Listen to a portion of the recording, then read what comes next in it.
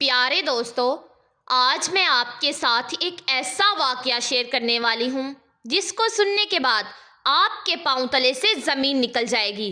یہ واقعہ ماہ رمضان المبارک کے رحمتوں، برکتوں اور فضیلتوں والے مہینے میں پیش آیا۔ پیارے دوستو، یہ ہم سب کے لیے ایک سبق آموز واقعہ ہے، لہٰذا میری آپ سے گزارش ہے کہ پلیز ویڈیو کو اینڈ تک لازمی دیکھیے گا کہ کیسے ایک مولوی صاحب کی بیوی بدصورت خوفناک جانور بن گئی۔ اللہ تعالیٰ نے اس پر رمضان المبارک کے مہینے میں اتنا دردناک عذاب کیوں دیا؟ آخر اس عورت کو اللہ تعالیٰ نے عبرت کا نشان کیوں بنا دیا؟ دوستو، یہ واقعہ ان عورتوں کے لیے ہے جو اپنے مردوں کو چھوڑ کر غیر مردوں کے ساتھ ہنسی مذاق کرتی ہیں اور ان کے ساتھ غلط حرکتیں کرتے ہیں۔ اسی لیے اس واقعے کو مکمل سمجھنے کے لیے ہمارے ساتھ آخر تک ضرور رہیے گا۔ پیارے دوستو، آج کی یہ ویڈیو ایک ایسی ہی عورت کے بارے میں ہے جسے سن کر آپ کے رونگٹے کھڑے ہو جائیں گے۔ یہ بنگلہ دیش کے شہر ڈھاکہ میں پیش آیا، جہاں پر مسلمان کثیر تعداد میں رہتے تھے۔ اس گاؤں کے ایک مولوی صاحب تھے جو بڑے ہی نیک اور دیندار قسم کے تھے۔ ان کے ہوش سنبھالتے ہی ان کے والد کی وفات ہو گئی۔ ان کے بعد ان کے 4 چھوٹے بہن بھائی تھے۔ انہوں نے سب سے پہلے اپنے بہن بھائیوں کی پرورش کی اور انہیں اپنے پیروں پر کھڑا کیا اور ان کی شادیاں کروائی۔ اپنے بہن بھائیوں کی خاطر انہوں نے ابھی تک شادی نہ کی تھی۔ اپنی بہن بھائیوں کی ذمہ داریوں سے فارغ ہوئے تو ان کی عمر کافی زیادہ ہو چکی تھی۔ اب وہ لڑکے نہیں بلکہ مرد ہو چکے تھے۔ سب بہن بھائی تو اپنے اپنے گھروں کے ہو چکے تھے اور ان کو زندگی کے سفر میں ایک شریک حیات کا ہونا درکار تھا۔ مولوی صاحب بچوں کو قرآن پاک پڑھایا کرتے تھے۔ چھوٹے سے گاؤں میں مولوی صاحب تھے جو بچوں کو قرآن پاک پڑھاتے تھے اور ان کے پاس کچھ لڑکیاں بھی آتی تھی۔ مولوی صاحب بہت ہی نیک کردار کے آدمی تھے۔ ایک دن ان کے گھر ایک بوڑھی اماں آئی۔ کہا کہ اے بیٹا، میری جو بیٹی ہے اس نے ابھی تک قرآن پاک نہیں پڑھا۔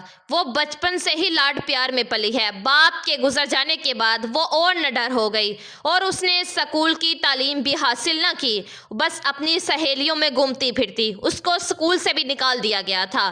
اب وہ سارا دن گھر میں رہتی ہے۔ میں چاہتی ہوں کہ میرے مرنے سے پہلے وہ قرآن پاک یاد کرے۔ آپ اسے ہدایت دے سکتے ہیں بیٹا۔ یہ سن کر مولوی صاحب پریشان ہو گئے۔ انہوں نے کہا کہ اماں جی ٹھیک ہے، میں آپ کی بیٹی کو قرآن پاک پڑھا دیا کروں گا، آپ پریشان بالکل نہ ہوں۔ آج سے ہی اپنی بیٹی کو بھیج دیا کریں۔ وہ بیوہ بڑھیا بیٹی کے پاس جا کر بولتی ہے کہ تو دنیا کی پڑھائی تو نہ پڑھ سکی لیکن دین کی پڑھائی تو تجھے پڑھنی ہی ہوگی۔ اس لڑکی نے ہاں میں سر ہلایا۔ اس بوڑھی اماں نے کہا کہ بیٹی، میں اب بوڑھی ہو چکی ہوں اور نہ جانے موت کب مجھے آ کر گھیر لے، اور میرے مرنے کے بعد تم قرآن پاک کی تلاوت کر کے مجھے پہنچاتی رہنا تاکہ مجھے سالے ثواب پہنچتا رہے۔ میں اسی لیے آج قاری صاحب سے تمہارے قرآن پاک پڑھنے کی بات کر کے آئی ہوں۔ پھر اسی دن سے وہ ان کے پاس قرآن پاک پڑھنے جایا کرتی۔ کچھ دنوں بعد اس نے قرآن پاک حفظ کر لیا۔ وہ بیوہ عورت ایک دن مولوی صاحب کے گھر آئی اور کہا کہ بیٹا، میں ایک بات کہنا چاہتی ہوں، برا نہ ماننا۔ میں اکیلی بڑھیا عورت، میرا اس دنیا میں میری بیٹی کے علاوہ کوئی بھی نہیں ہے۔ میری یہ خواہش ہے کہ میری بیٹی کی شادی ایک نیک دیندار آدمی سے ہو۔ میری بیٹی سے نکاح کر لو بیٹا، تیرے بھی تو ذمہ داری ختم ہو گئی ہیں۔ یہ خاتون نیک تھی، سب گاؤں کے لوگ اس کی بہت عزت کیا کرتے تھے۔ پھر یہ بول کر بڑھیا رونے لگی۔ مولوی صاحب نیک انسان تھے، انہوں نے ہاں میں جواب دے دیا۔ گاؤں کے لوگ بھی یہی چاہتے تھے کہ مولوی صاحب کی بھی اچھی زندگی ہو۔ آخر کار ان کی بھی شادی گاؤں کی بڑھیا کی لڑکی کے ساتھ کر دی گئی۔ مولوی صاحب کے یہاں کسی بھی چیز کی کوئی کمی نہ تھی، ان کے پاس خدا کے فضل و کرم سے سب کچھ موجود تھا۔ وہ اسے رخصت کر کے اپنے گھر ساتھ لے آئے۔ وہ لڑکی بہت اچھی تھی، دونوں اچھے سے زندگی گزارنے لگے۔ ایک دن بڑھیا خاتون کا انتقال ہو گیا۔ اب وہ لڑکی مائکے نہیں جایا کرتی تھی کیونکہ اس کی ماں ہی تھی جو اسے بلایا کرتی تھی۔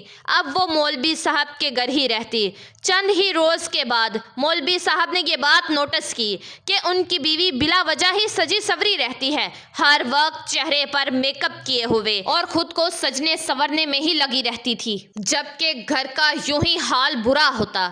سارا سامان یہاں وہاں بکھرا پڑا رہتا، مگر وہ وقت پر کوئی بھی کام نہ کرتی، بلکہ مولوی صاحب کے گھر آنے سے پہلے خود کو سنوار کر رکھتی۔ ایک روز ایسا ہوا کہ مولوی صاحب نے گھر میں قدم رکھا تو دیکھا کہ گھر کا سارا سامان ادھر ادھر بکھرا پڑا ہوا تھا، جیسے کہ صبح کے وقت تھا۔ انہوں نے بیوی کو ایک نظر دیکھا جو ابھی ابھی کمرے سے سج سنور کر باہر نکلی تھی۔ مولوی صاحب اس سے کہنے لگے کہ تم میرے لیے سجنا سنورنا اب چھوڑ دو۔ میں سادگی کا قائل ہوں اور مجھے سادگی پسند ہے اور تم سادگی میں بہت اچھی لگتی ہو۔ انہوں نے انتہائی ہی نرم لہجے سے اپنی بیوی کو یہ بات سمجھائی تاکہ اس کی دل آزاری بھی نہ ہو اور وہ سمجھ بھی جائے۔ اگلے ہی روز جب وہ اپنے گھر واپس آئے تو ان کی بیوی پھر سے سج سنور کر بیٹھی ہوئی تھی۔ انہوں نے یہ بات نوٹس کی کہ میرے سمجھانے کا اس پر ذرا بھی اثر نہیں ہوا۔ آج تک انہوں نے اپنی بیوی کو کبھی بھی قرآن پاک کی تلاوت کرتے ہوئے نہیں دیکھا تھا اور نہ ہی کبھی نماز پڑھتے ہوئے دیکھا تھا۔ مولوی صاحب انتہائی نرم تربیت کے مالک تھے۔ اپنی بیوی سے کہنے لگے کہ تم عبادت بھی کیا کرو اور یہی عورت کا اصلی زیور ہوتا ہے اور یہی آخرت میں کام آنے والی چیز ہے۔ مگر ان کی بیوی ایک کان سے سن کر دوسرے کان سے بات کو نکال دیتی۔ یہ دیکھ کر مولوی صاحب کا دل بہت زیادہ دکھی ہوتا۔ ان کی بیوی حاملہ ہوئی تو انہیں اپنے ہونے والے بچے کی فکر ستانے لگی کہ اگر ماں نیک اور پرہیزگار ہو، نماز کی پابند ہو تو قرآن پاک پڑھتی ہو تو اولاد بھی ویسے ہی ہوتی ہے۔ وہ اپنے بچے کو حافظ قرآن اور نیک بنانا چاہتے تھے، مگر ان کی بیوی کا تو دور دور تک ان کاموں سے کوئی واسطہ ہی نہیں تھا۔ مولوی صاحب کا یہ معمول تھا کہ فجر کے وقت وہ اپنے گھر سے چلے جاتے اور پھر مغرب یا عشاء کی نماز پڑھ کر گھر واپس آیا کرتے تھے۔ ایک روز مولوی صاحب کی طبیعت خراب تھی۔ وہ عصر کی نماز کے بعد ہی گھر واپس آ گئے تاکہ تھوڑی دیر کے لیے آرام کر لیا جائے۔ مسجد آنے والے بچوں کو دوسرے قاری صاحب آج پڑھا دیں گے، یہی سوچتے ہوئے وہ بوجھل قدموں کے ساتھ اپنے گھر کی جانب چلے آئے تو گھر کے دروازے پر ہی ابھی پہنچے تھے کہ دیکھا کہ گھر کا دروازہ کھلا ہوا تھا۔ انہیں یہ بات بہت ہی عجیب سی لگی۔ وہ تو خاص تاکید کیا کرتے تھے کہ دروازے کو ہمیشہ بند رکھا کرو، مگر آخر تو دروازہ کھلا ہوا ہے۔ خیر، وہ ایک گہری سانس بھر کر گھر میں داخل ہوئے تو جو منظر انہوں نے دیکھا وہ دیکھ کر ان کے پیروں تلے سے زمین نکل چکی تھی۔ ان کی بیوی، جسے وہ انتہائی نیک اور پاک کردار سمجھا کرتے تھے، ان کے گھر میں گاؤں کے ایک غیر لڑکے کے ساتھ گلچھڑے اڑا رہی تھی، اس کے ساتھ گل سمبند بنا رہی تھی۔ انہوں نے جب یہ منظر اپنی آنکھوں سے دیکھا تو وہ آگ بگولا ہو گئے۔ وہ لڑکا تو وہاں سے فوراً بھاگ نکلا اور مولوی صاحب کا دل تو جیسے پھٹ ہی چکا ہو۔